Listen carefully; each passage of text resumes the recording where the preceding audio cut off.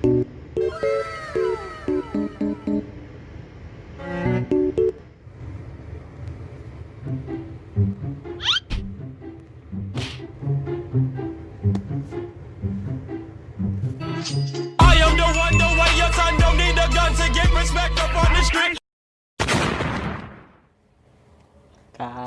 กราบสบายดีและสวัสดีทุกคนเนาะมื้อนี้ก็อยู่กับช่องเรา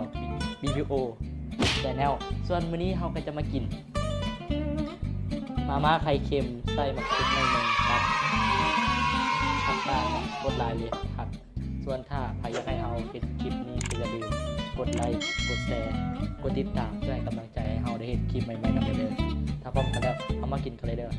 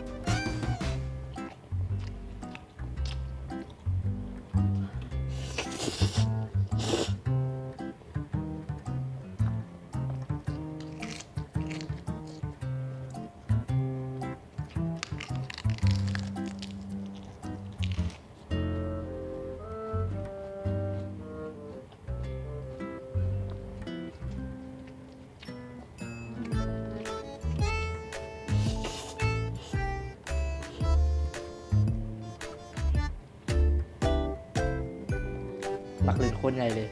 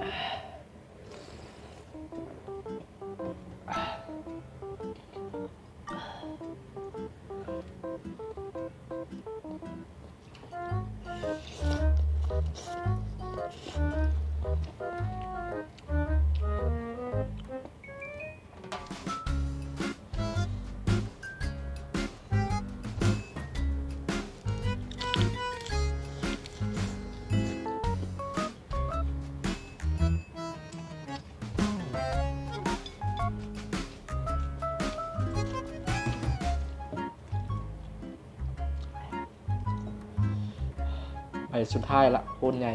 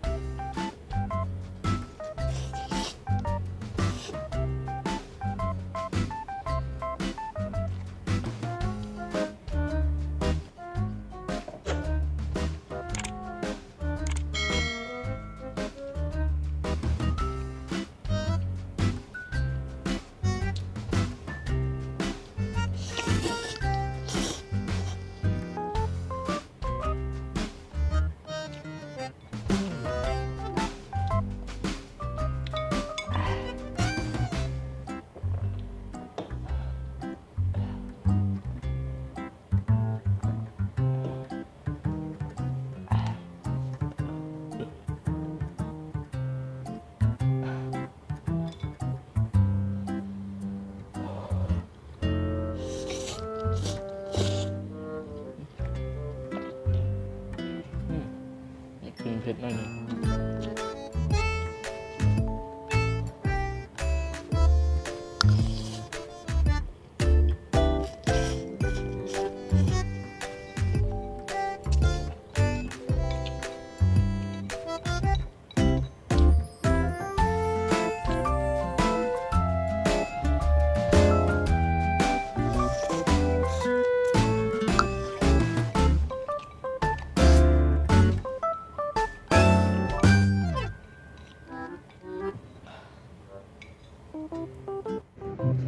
กาเบิร์ดไปแล้วเนอนสำหรับมื้อนี้เนอถ้าอย่าลืมกดไลค์กดแชร์ที่สำคัญกดติดตามและกดกระดิ่งเพื่อให้กำลังใจเฮาได้เห็นคลิปใหม่ๆนำเด้อสำหรับวันนี้ก็ขอตัวลาไปก่อนเด้อ Blow Fest